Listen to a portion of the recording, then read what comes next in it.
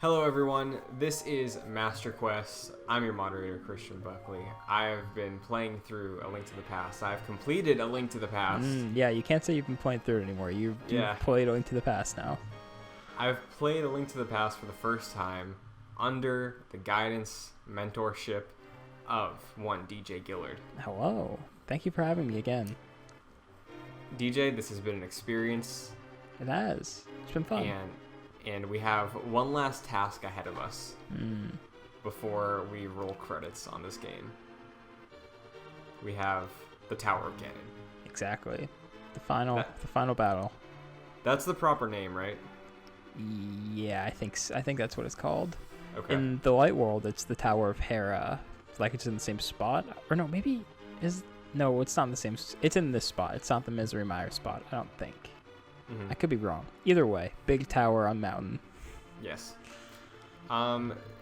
So this is something that I've been anticipating for a while, mainly because I think probably like 3 weeks ago or 3 episodes back, I had a strong feeling about what the rest of the game was going to be like. Okay.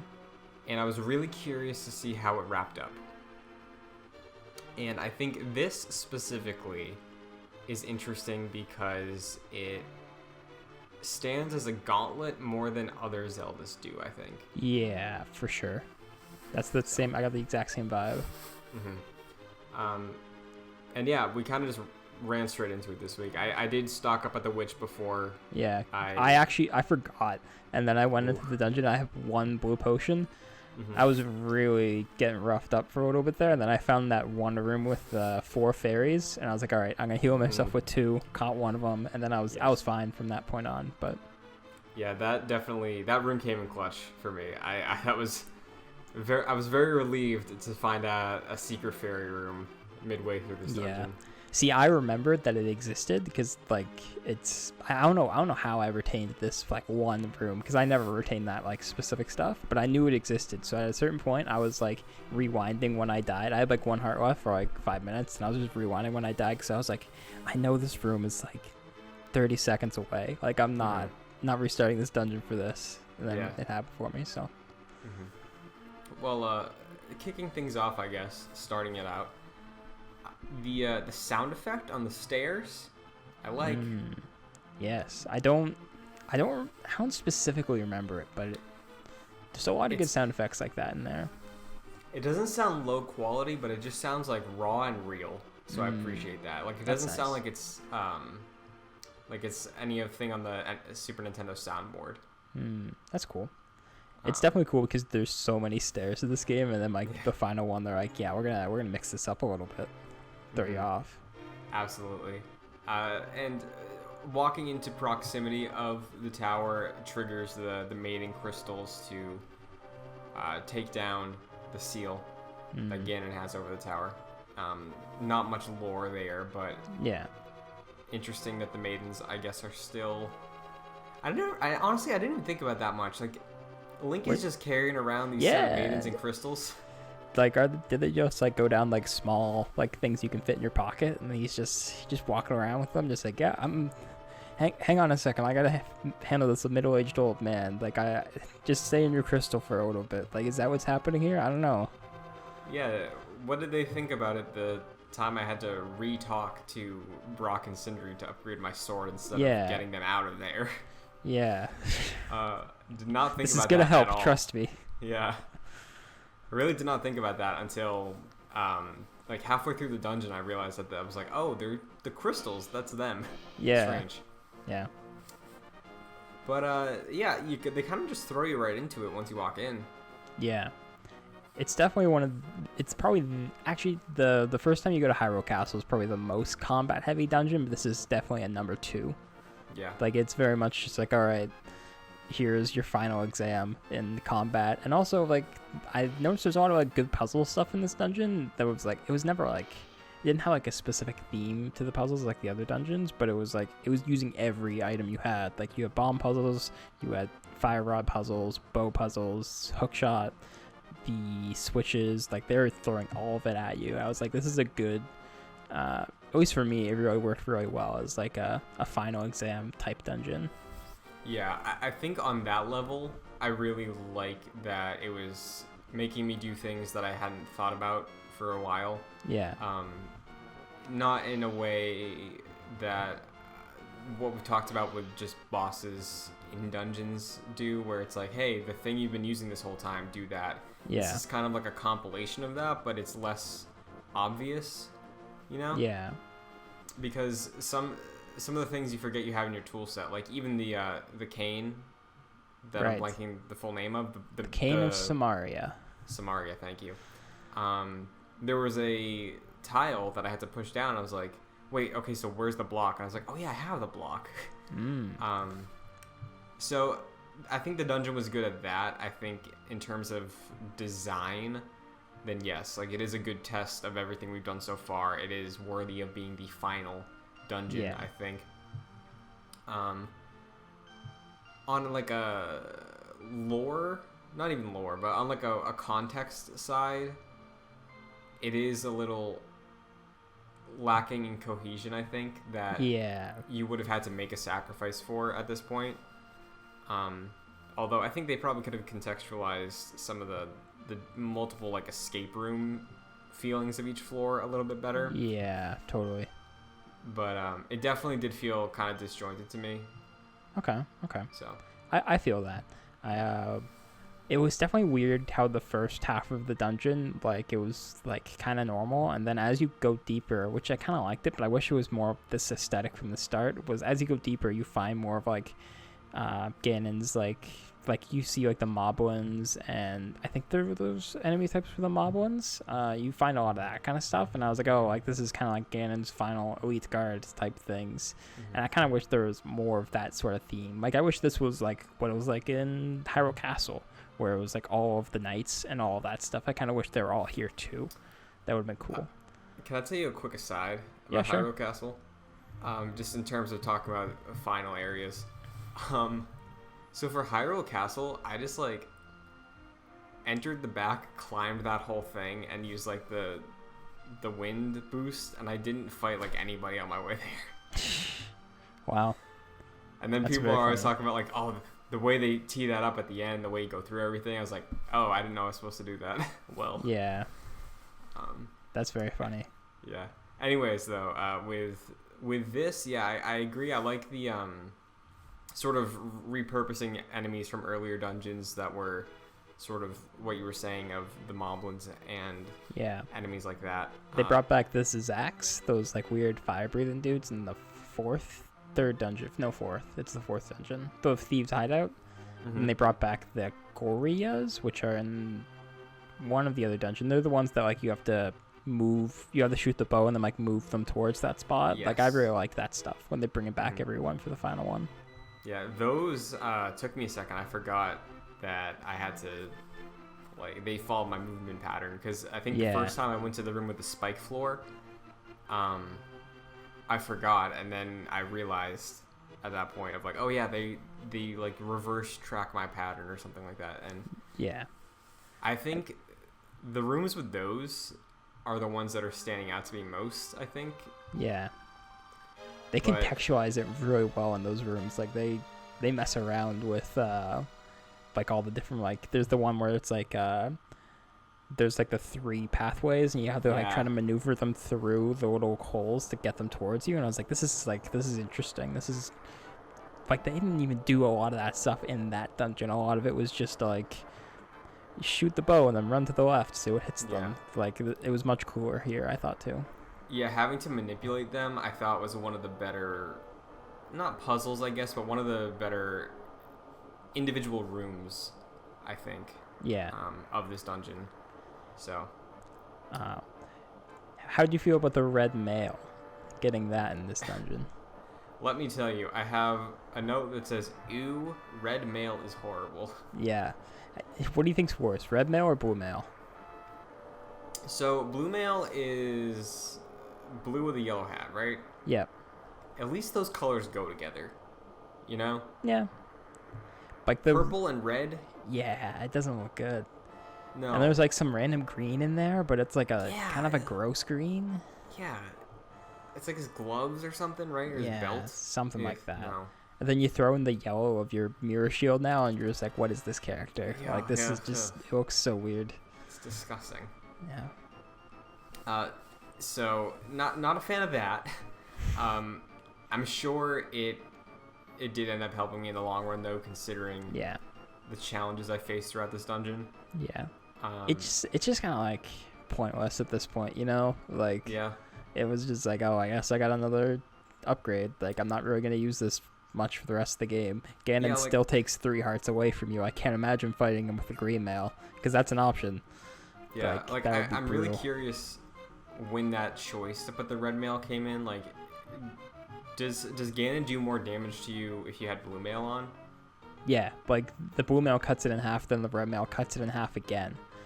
So I think he does like 3 or 4 hearts per hit. So that is like times 4 if you're wearing green mail, which is like, people do it and it's ridiculous when you fight Ganon with green mail. Like, you just can't do it at a certain point. So I wonder if blue mail was the end all, and then they realized they needed another one just because it was too difficult, maybe. Yeah, like they're throwing so much in that final dungeon. They're like, you know what? Halfway through, let's throw him a bone here. We had nothing else planned for an item here. Like, this is more of a, like we were saying, it was more of like a final exam type dungeon. So I guess it makes sense on that front, but it is a little bit underwhelming. For sure. You know what was not underwhelming though? What?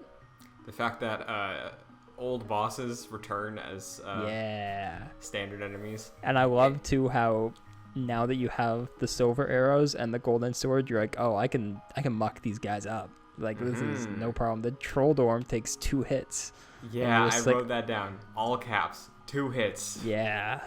That felt good. Yeah, you just destroy them. So that felt good. I like how about the boss rush. I put in a note here. I love boss rushes in games, but I think most games don't do them very well.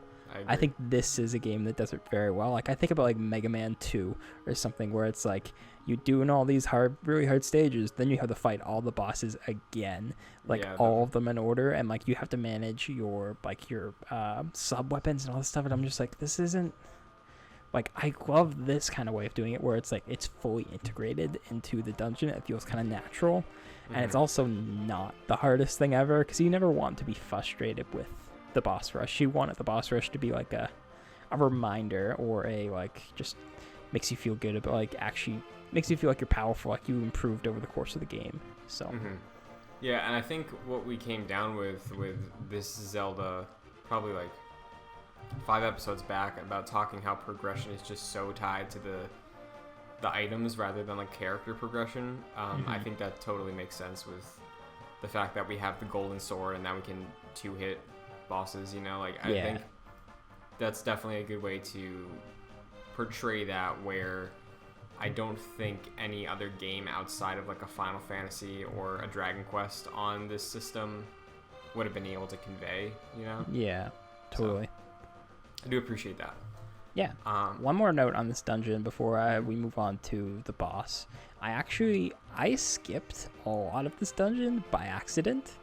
I got the big key, then I got the red mail, and then I ended up, like, I was just kind of like exploring, do my normal thing, and I ended up in the spot where I was like, oh, I can go up the floors now. And I was like, I was still on the bottom, like the huge floor. I think it's bottom floor 1, or maybe it's just floor 1. So I was on that floor, and I looked to the east, and like the entire east of the map was gray. Like, I hadn't explored it at all. And I was like, I've played this game before. So was there anything that you remember specifically in that east side that would be of note, or did we pretty much hit it all, out of curiosity? I think we hit most of it. I think there was like, and for me, I think there might have been like one room I missed in the basement. Yeah. Maybe. But as far as the east side, I don't know if you encountered this, but I do have a note about a specific room. Okay. There was a Wizrobe room. Right. Where it was all black, no floor. Oh, yeah, I did do that room. So I don't know if this was what the intent was, but I took a few steps out. I used my ice rod and like destroyed them all. And then I used the Cane of Samaria to like see how many steps I could take forward. Wow. So you would push it until it falls off, and then you would turn. And then I would put one left or put one right, and then see what I could do that way. This is fascinating. So the one medallion that you missed is the Aether medallion, which shoots a beam of lightning from your sword. No, I have that one. Oh, you have that one? Yeah. Did you not try it? No. Oh, so when you use the Aether medallion, this is like, I guess, now that I think of it, I guess there is no spot in the game where it teaches you this. So, like, you know what? That's bad. They should probably teach you this, because this is the way you're supposed to do it, where you use the medallion and then it lights up the room for a second, and then like the floor will blink in like these tiles, so you can kind of see it for like 5 seconds and run on it, but then it goes away, so you gotta like try to remember where it is and like how to get across. So that is the intended way, I'm pretty sure, of dealing with this room. But I'm very fascinated that you're just that was a good problem solving. Like I never would have thought of that, doing that. That's cool.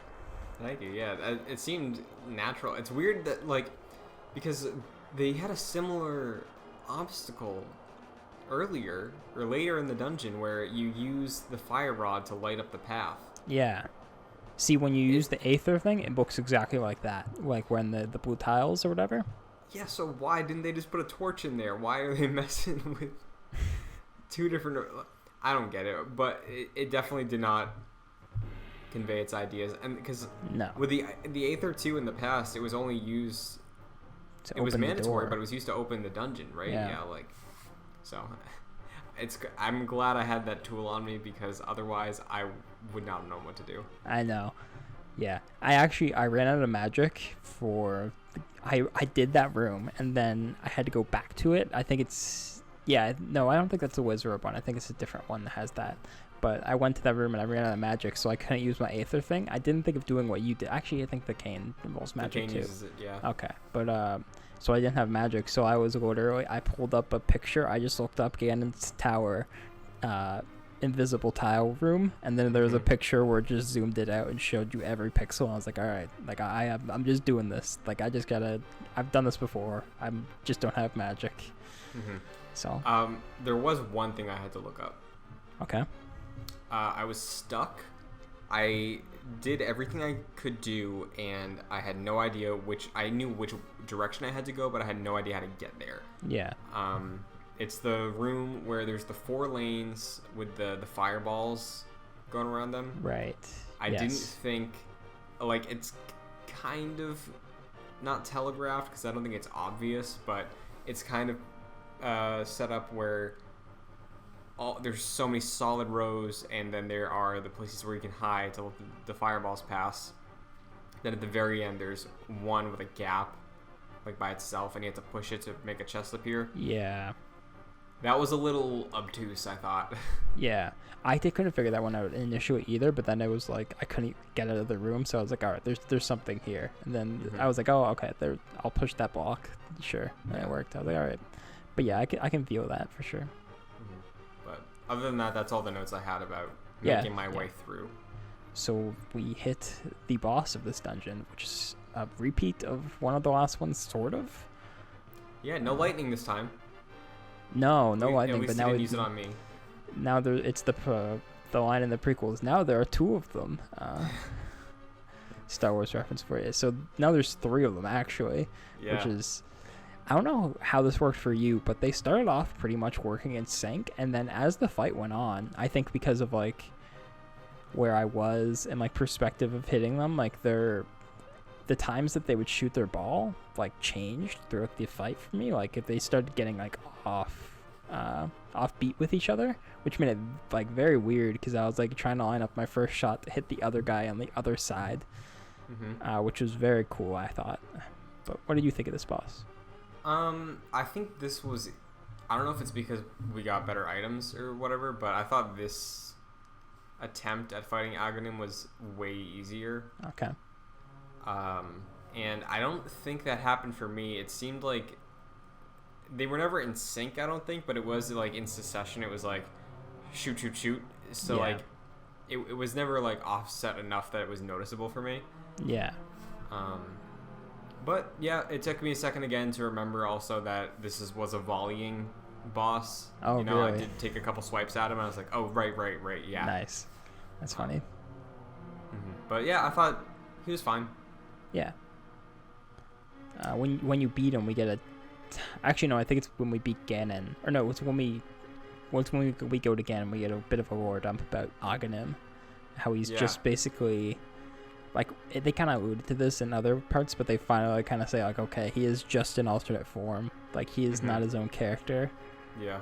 Which is, I don't How love do it. feel Like, about that? I How like do you feel the about that? I like the Gear him Ganon, or I guess Demise in that game kind of dynamic where it's like I much prefer Aghanim in my head of he is like that character like trying to bring back Ganon, which is not how the game works. Like I'm just wrong, but I like that kind of relationship more, and this is like a precursor to that. So yeah, I don't think I've played. Most of the Zeldas I've played have come after Ocarina, so I don't think I've been like Ganoned out like some people are. Sure. But yeah, like it is when Aghanim like turned to dust and then Ghost Ganon was behind him. I thought that was like interesting. Yeah, for sure. And then turned into a bat, which I guess is another form. Yeah, I don't think that's in any other games. I made a note of that too. There's also a bat on the floor before you fight Aghanim. Like all the other ones have like skulls or whatever. Like I think it's the same boss symbol, and the little mat on the floor before you fight Aghanim it's a bat. And I was like, that's weird. Yeah, I noticed it was a different symbol, but I assumed it was just because it was like, oh, this is the final boss. Yeah. But I did know we were fighting Ganon after Aghanim. I just didn't know there was a cutscene transition, I guess. Yeah, like a little bit of a transition there. Yeah, and I also didn't realize that they gave me freedom to go back into Hyrule when they dropped me off. Oh yeah, they just kind of like, you can go and do what you want. You just walk around that hole, in the hole in the pyramid. The pyramid's like the Pyramid of Power or something like that. Yeah. Cool. I did end up going, I think after one attempt on Ganon, I went back to get like another potion or something. Yeah, I remember I still had my one blue potion because I did the thing with the fairies, and then like I was rewinding that one time, so like I still have one, which like I probably should have used it back then anyways, but I was like, yeah, I gotta go in with one and see if I can do this. I managed, but it was rough at the end. I almost died, but yeah, this is like you said, I can't imagine doing this with anything less than what we were equipped with. Yeah. Like, imagine doing this green mail, and if you don't have the silver arrows here, like, the silver, like, it says when you get the silver arrows, like, she's like, oh, this will help you beat Ganon. Like, if you don't have those when you're doing that fight, he takes so many shots with the arrows. Like, it takes forever. I bet. So, this is a very good upgrade to get. It's funny, also, because I didn't realize I needed to use the silver arrows until... Because I didn't get to that point of the fight on my first, like, 2 attempts, I don't think. Yeah. One of them I got knocked down, and I was just going to reload a save. But then I was like, you know what, I'll just explore. And then I saw the hallway with the Sasha panel at the end. And I was like, I'll just talk to him, see what's up.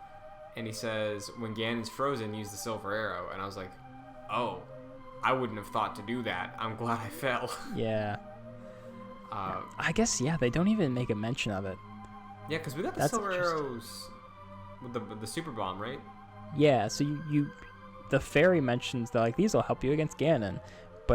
And me instinctively just shot the silver arrows when he was stunned. Like, that was in my head already. So now that I totally forgot this time, like, yeah, they don't explain how to beat him when you stun him there. Like, he turns blue and you're just like, do I hit him again? The fire rod? Yeah, like, I liked too how specifically with the fire rod, like, they have you like lighting the candles and then pulling out your bow. Like, it was a little tedious to pull out your menu every single time, and like that stuff gets better when like we have controllers with more buttons. But I liked that, how you have like a boss that incorporates a full method of like beating him, unlike a lot of other bosses where it's just like hit him with this one, you know. For sure. And I don't know, I think it's interesting what you just brought up about having like an actual rotation, I guess, into how you have to approach the boss. And I don't know if it's I can't decide if it's good or if I like it. I don't think. I don't know. I think it would work so much better if we just had 2 inventory slots. I think no one would like. It is tedious for sure, but I think you'd be totally fine with it if we just had those. Yeah.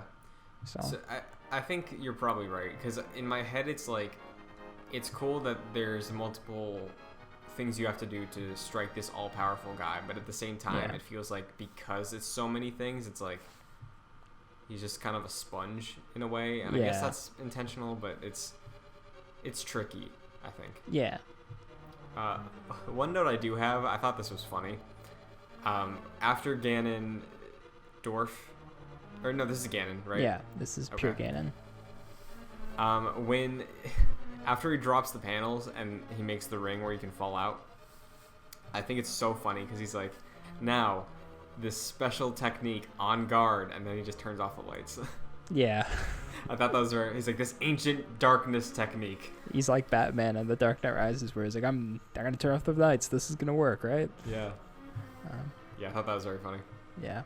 I was a little underwhelmed with the fight, I'm not gonna lie. Like, I like how you fight Ocarina first, then like it's basically a 2-part fight in that way, I guess, but like I was kind of expecting like another form afterwards. Like, I guess that's like preconceived notions with like other Zeldas at this point, where like you fight Ganon, then you fight like Ganondorf, or you fight like the beast form, and then you fight the dude, like that kind of like big scale fight that they have in later games. Like, this one feels very quaint in comparison. Yeah, I don't know. I think you're sort of hitting on something that I was feeling, but I don't know if it was necessarily something that bothered me, because like I understand they're, again, Super Nintendo, they're working with what they have. Yeah. But I feel like after all of this, I would have wanted a little more like not hand to hand, but like it felt like he was just evading a lot. Yeah. You know? And like he throws like even when he does have like a direct attack, when he throws the spear, like he just runs away. Like, it's very much like it's not like a sword fight with him at this point, which, like, you know what, when we think about it though, like a sword fight might be terrible in a 2D game like this. Like, the combat in this game is pretty much just like run through, hit guys. Like, it's not that complex, but I don't know. I think they could have done more, for sure, especially for final boss in a game that has bosses like the one we just did. I can't remember its name, but like the twin-headed dude, like that was an awesome boss. Like the Helmswell King, Trinox, something like that. So like, like this is not a boss I remember from this game that much. Like, I remember those guys. I remember the what's his name again? Blind? Yes, Blind. Like those are the bosses that I remember. For sure. It's a little disappointing. Yeah, and I do think it also, because I did say at the top of all this, like, I was really waiting to see how they wrapped up. Yeah. Because I was sort of still waiting for that moment of like, this game is legendary. Yeah. And I was really, at this point, I was really putting a lot of stock in like, okay, this final encounter's got to be something, right? Yeah. And it's like, it's solid. I don't think it's bad.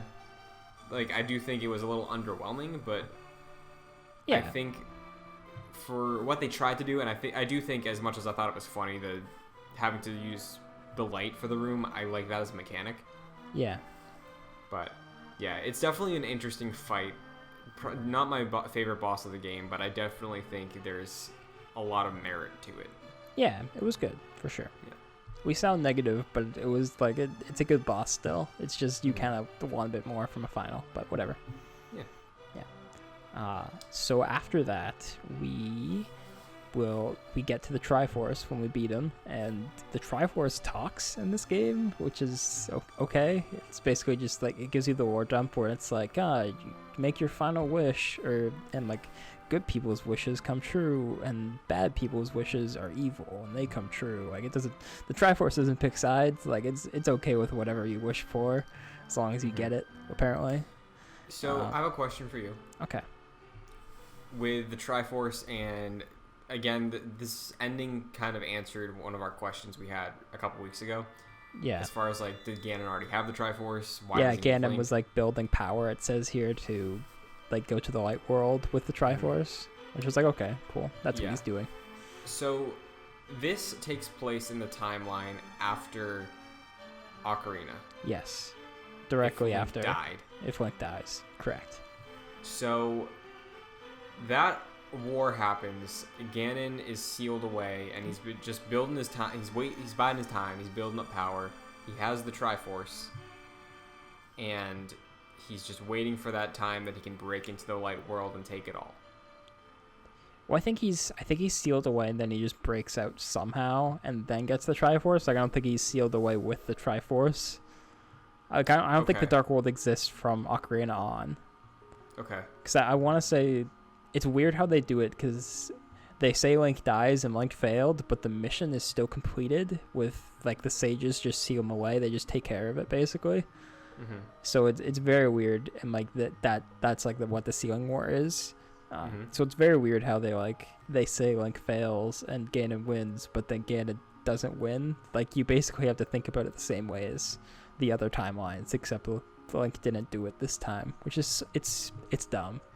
Okay. But so I guess my question would be, I know directly after A Link to the Past we get Link's Awakening. Yep. Which is a non-Ganon world, because at the end of this game they're like, Ganon's dead, Master Sword sleeps forever. Yeah. Do we ever pick up on that again? Like, I know A Link Between Worlds exists, but like, yeah, you use the Master Sword in A Link to the Past or A Link Between Worlds. So it does not sleep forever, but it did until that game. Like, you don't touch it in Link's Awakening, Oracles, and the first two Zeldas. So they actually had it going for a little bit there until Link Between Worlds. Yeah, I feel like that's a little upsetting to me, honestly, because I think there's such an interesting place to pick up from with the Zelda story we know so well ending, and then something like Link's Awakening and then the Oracle games picking up, where it's like, hey, this isn't any mystical magic evil, it's just Link doing a weird thing. Yeah. Like, I kind of really like that. I totally agree. I love when Zelda, like, I honestly, when I think about it, the Zelda games that do that are not even my favorites aside from Link's Awakening, but I want them to play around with the idea that Ganon is just done and we're just going to move on and see what other things that we're going to get up to. Yeah, so it is, I haven't played A Link Between Worlds, but it is kind of upsetting to see that this timeline, which they could have left open for games like that with the Oracles and Link's Awakening, they eventually go back to it in that timeline, which is a little bummer. Yeah, but if you're already saying that, like, if you ever do get around to Link Between Worlds, I do not think you're really you're gonna hate that game lore wise, because it is just this game. Like, they have an Aghanim dude. Like, it is the same story by and large. The dungeons are in the same areas. Like, it is like, it's tempting to call it a reimagining. Like, it's not, but it's almost tempting to. Like, it's pretty much the same core game. Like, everything around the edges is like totally changed, but that's very interesting. Yeah.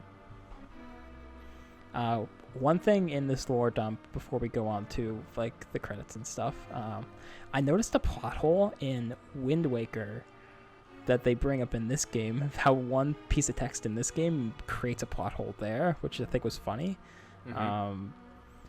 So there's a line of text that says, just like, oh, now that you defeated his Ganon, his wish will become untrue, and the Golden Land, or like the Sacred Realm, or the Dark World will like stop being the Dark World, it'll become the Sacred Realm again.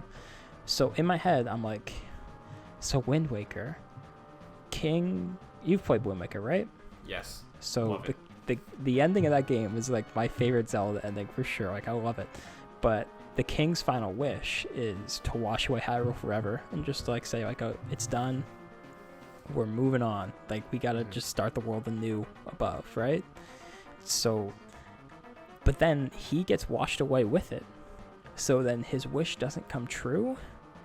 So Hyrule is still probably hanging out, I guess. Well, maybe they realize that plot hole, and that is the actual timeline that Breath of the Wild is in. Maybe. Did we just figure it out? We figured out Breath of the Wild's timeline placement. Yeah. Congratulations, everyone. Maybe it was just a loop, you know? Maybe the Triforce got so confused because it's like, but he wished for it, but he died, but he wished for it. Yeah. And then we just get the DS games, and then hundreds of years later, we get Breath of the Wild. Yeah. Because, and then I'm thinking about, like, this is a dumb conversation, but then I'm thinking about, you can't undo washing away the world. Like, you can't just take the water out of it and everything gets restored. Like, I guess the Triforce could do that, but that seems weird. Mm-hmm. So, I don't know. That's Just a why weird Breath of the weird Wild- thing I noticed. That's why Breath of the Wild is so spread out. That's why it's such a different Hyrule. That's why it's so big and empty. You know, I used to just, when Breath of the Wild was coming out, I used to hate that Wind Waker theory because, like, that's my favorite part of Wind Waker, how he makes that wish. But now that I'm playing this, I was like, they just kind of undid it with this one line of text.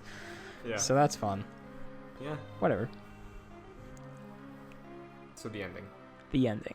How'd you feel about, like, all these, like, little vignettes of, like, all the characters you met throughout the game? Interesting. I have a note of all the ones they gave me. I don't know if I took notes of them too. I don't know if I like missed out on any, if there was a side quest I didn't do or something. Yeah.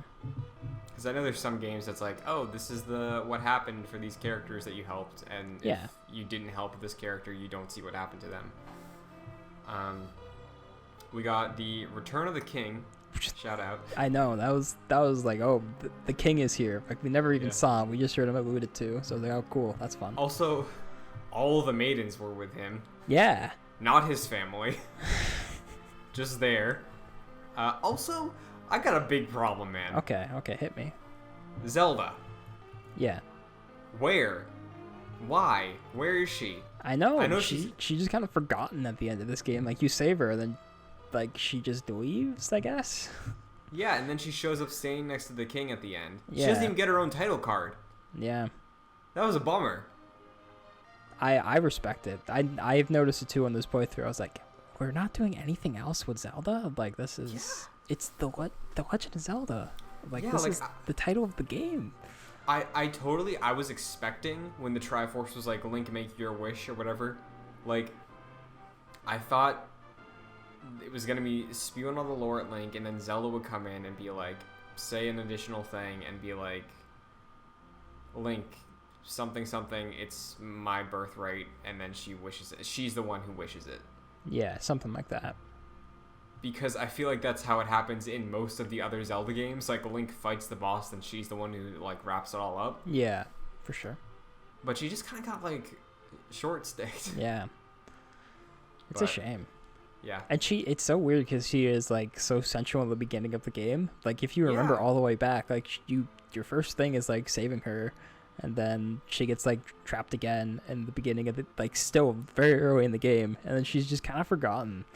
Like, you think after you do all these other dungeons, like, I get that those take time and, like, you didn't have much time to do anything with Zelda there, but do something here, at least. Yeah. Anyway, that just made me upset. Yeah. So we have the Return of the King. We have the Sage in the Sanctuary. Yeah. Sasha goes home. Yeah. Everyone in Kakariko's really happy. Mm-hmm. Like, the two brothers come out of their house, they hated each other, and they're just waving at you. The bug-catching kid is, like, running around. I was like, this is nice. Everyone's just happy to be hanging out again. For sure. One that I liked, Vultures Rule the Desert. That was very fun. funny. So maybe this changed. Did you see the middle-aged old man here? I did. I say right underneath it, the silent man is playing with chests. So this is where we'll get into what his deal was now that we're finally here. So there's one way to interact with him that we didn't do. So you can pick up this, if you go to the sign beside him and you press A, like in front of it, you just read it. But if you go to the side, you will pick it up. And then when you pick it up and throw it, he's just like, he'll get up and talk, just like, what are you doing with my sign, man? Like, are you kidding me? And then he follows you around until you go off screen, and then he just vanishes and goes back to his spot, and the sign's there again. And the one other thing you can do here is there's like a random cave in the Lost Woods, the Den of Thieves it's called. So you go in there and you learn from this, like, it's called the Storytelling Hand. Yes, which is- I remember this place. Okay. So in here, there's multiple ones. So I don't know if you got there's 5 of them. So you might have seen a different one because you probably would have remembered it because it tells you basically just like the old man is a master locksmith who used to work with the thieves gang, and now he's like what happened to him here? I don't even think it tells you what happened to him. He's just hanging out now. Like he's done. It's very weird. Because I remember there was another secret cave with a thief inside, and they said, we have an ex-colleague, pretty much, that is just chilling in the desert now. Mm. So not as in-depth. I didn't know he was a locksmith, but that's pretty cool. Yeah.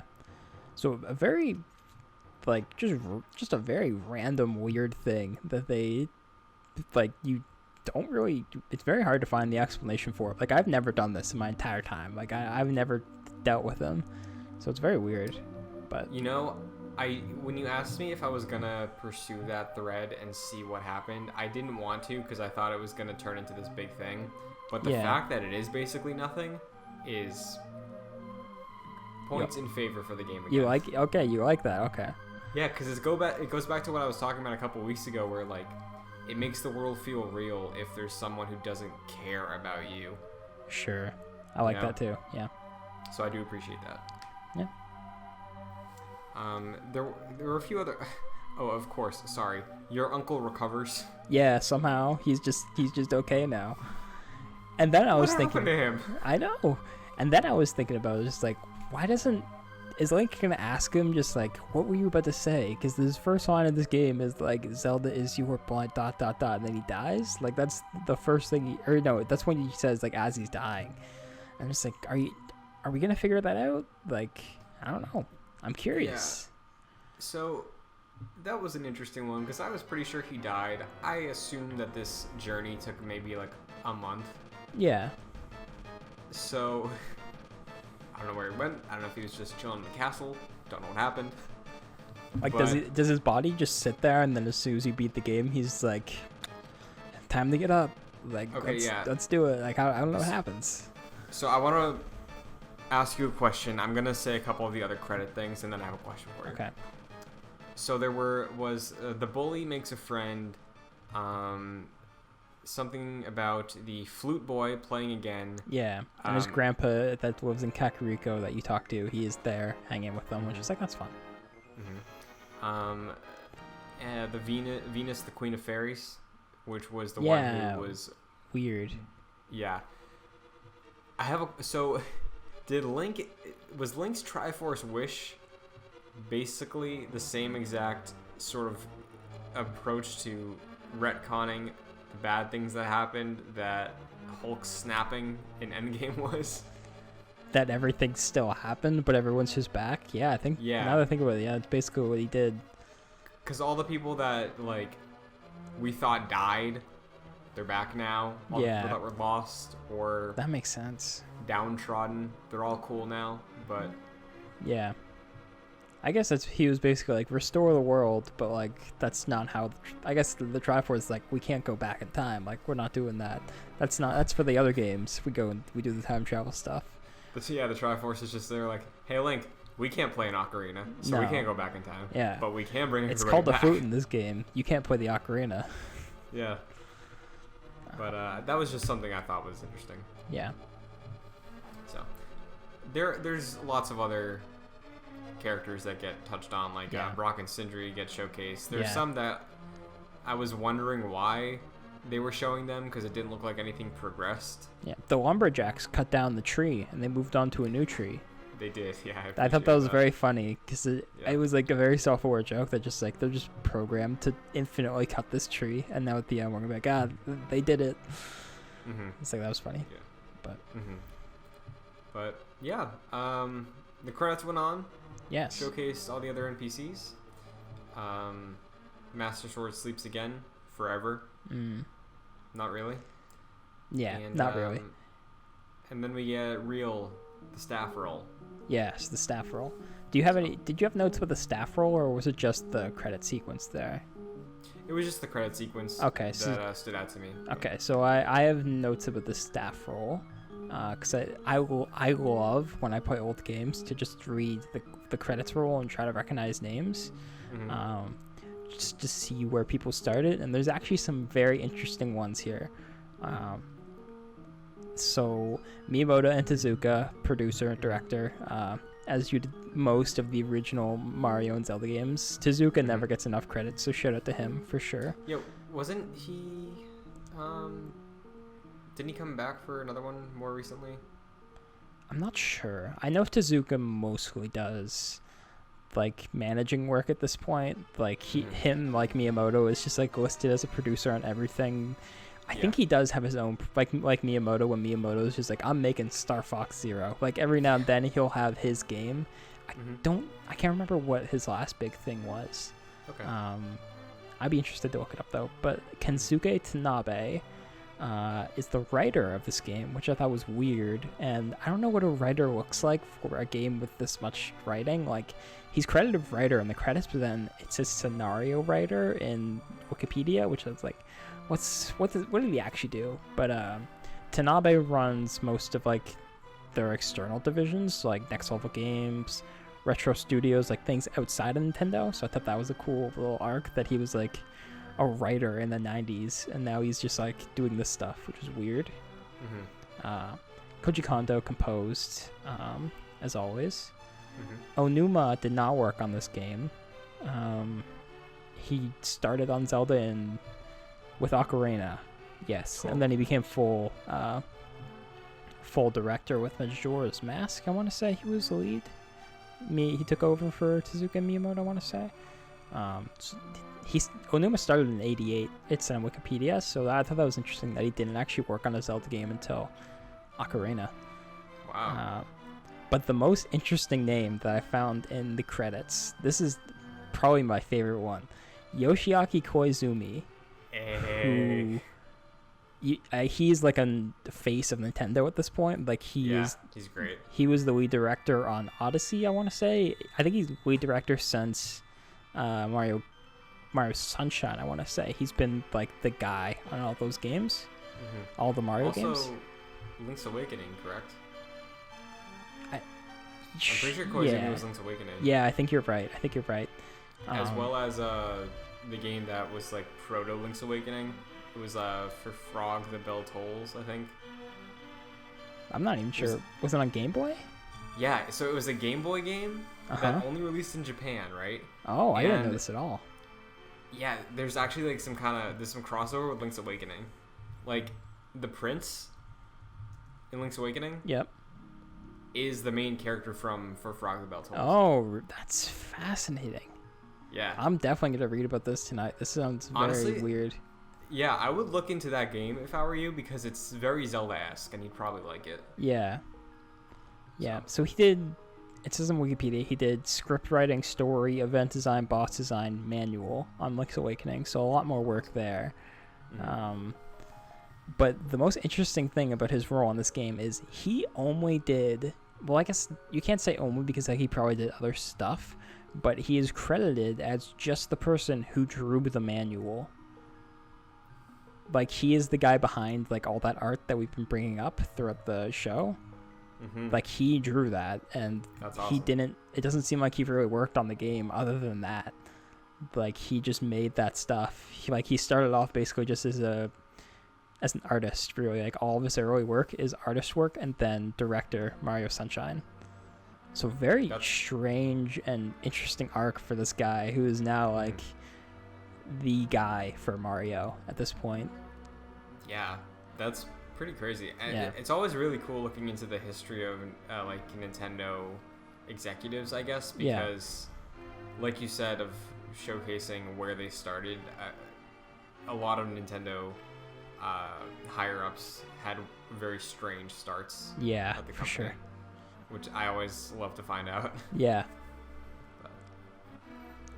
A lot of them have been there for a long time too. Like, everyone that's like a big shot at Nintendo at this point has been there since like the 80s or early 90s. Like, they're all there's not a lot of new faces, which I guess you can argue is an issue. I think a lot of them are more so just like behind the scenes, but the Splatoon director, I think, is a very young guy. I cannot remember his name.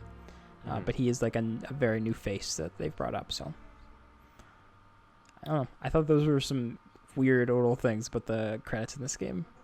Yeah, that's very interesting.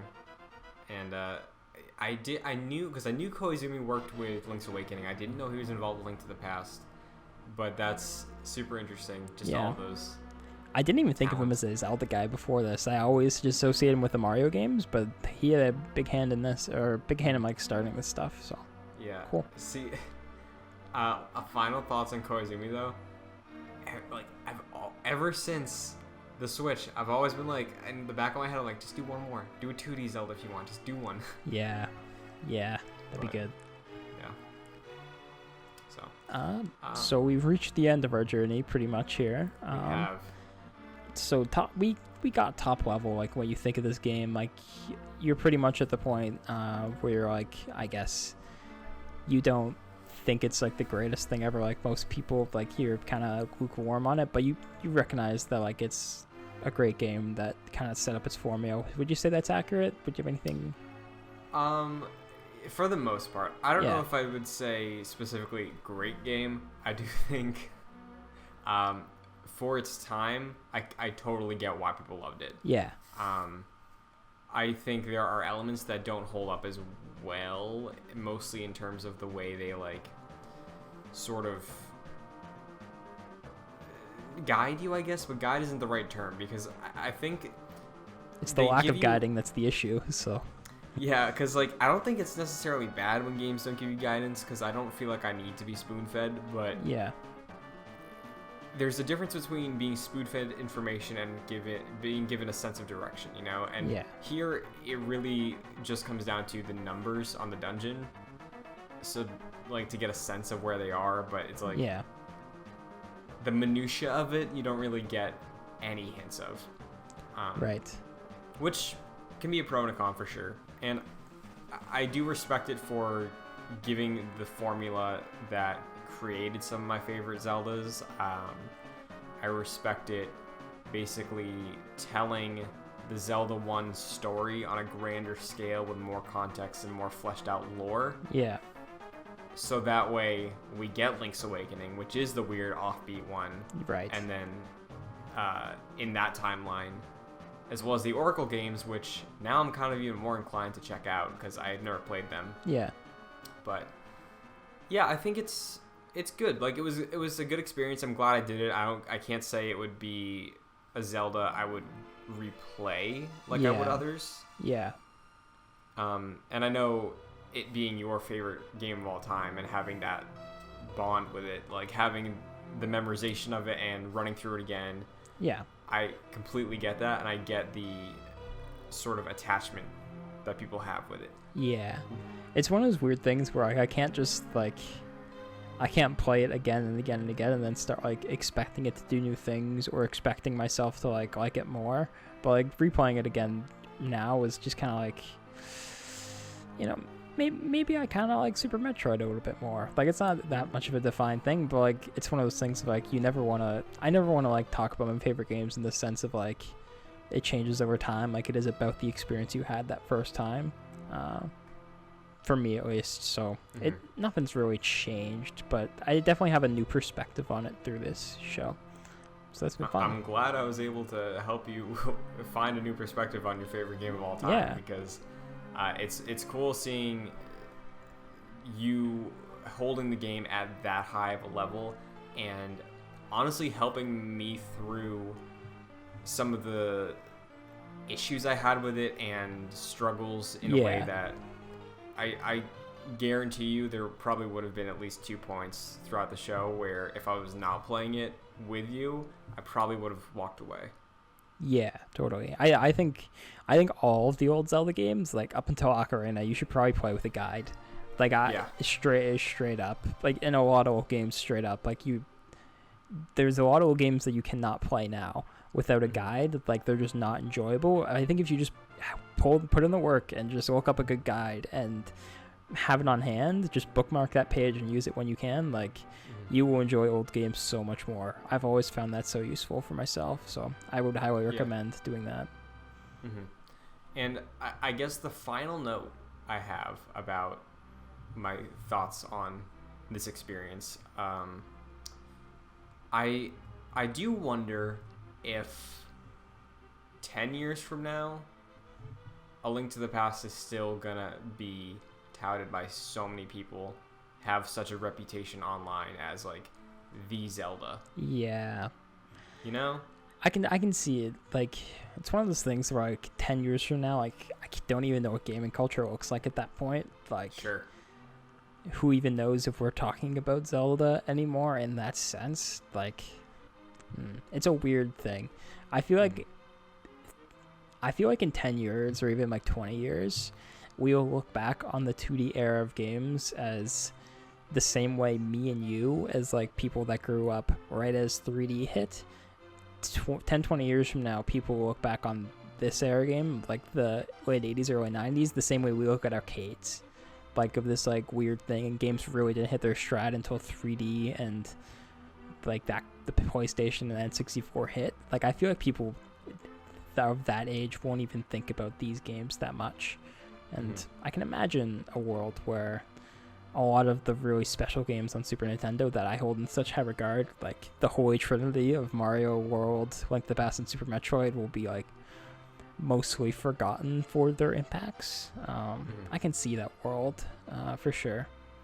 And I think Link to the Past is definitely the one that I think falls through the cracks easiest, probably because the rest of the franchise is so good as well, whereas Mario World is like Link to the Past, like most people like Ocarina more. I don't think most people like 64 more than World. I think World is like kind of stands the test of time in that way, that in the ways that Link to the Past doesn't. And I think Super Metroid the same thing. So I can see this one kind of slipping through the cracks for sure. Yeah, and I think it goes to say as well that I think there's a cost to the legacy of setting up a formula like the Zelda one. Yeah. Because within a decade, I think it was outdone with Ocarina, personally. Yeah. And the reason I love Link's Awakening so much, and the reason I think it holds up better than this one, is because they weren't going for that. You know, they went for the different approach of like, how can we make this its own thing? Yeah. So I do think there is a conversation to be had there as well, but I definitely think on a grand scheme, the points you're making, I think, are probably right. Yeah, I can see that. So, well. Do you have any final thoughts, Master DJ? I think I got it. I think I got it all out there. We laid it all on the field, you know? You did. Once again, thank you for helping me through this. Thank you for agreeing to do this. Thank you for inviting me on. This has been a pleasure. Of course, yeah. The show would not have been what it was without you and your knowledge. So thank you so much for that. If you would like to shout anything out, if you want to give viewers or listeners an avenue to reach out to talk Zelda or follow your escapades, you can follow me at Twitter at DJ_Gillard on Twitter. We did a live stream for Cantina Conversations called Quarantina Conversations, which should be archived soon. We'll figure that one out probably. You can probably find that somewhere on my Twitter, wherever, or in youtube.com/Cantina Conversations, I want to say will be the link. So yeah, you can check that stuff out. Awesome. If you want to follow me on Twitter or anything like that, it's at Chris M. Buckley. The show, if you've listened to it on Apple Podcast or Spotify or any audio version, and you can rate us and review us, it would be greatly appreciated, even though the show is wrapping up. I feel like it's probably evergreen content. Probably. So it wasn't really timely in the first place, so if it's not evergreen content, no, yeah, it's not content at that point. So you're absolutely right. So supporting the show and the channel and both of us on our outlets would be greatly appreciated if you enjoyed. If you're finding this late, if somebody's watching this like 3 years from now or whatever, and you want to talk Zelda, if you want to talk about how great Breath of the Wild 2 was, yeah, hit us up. I guess, yeah.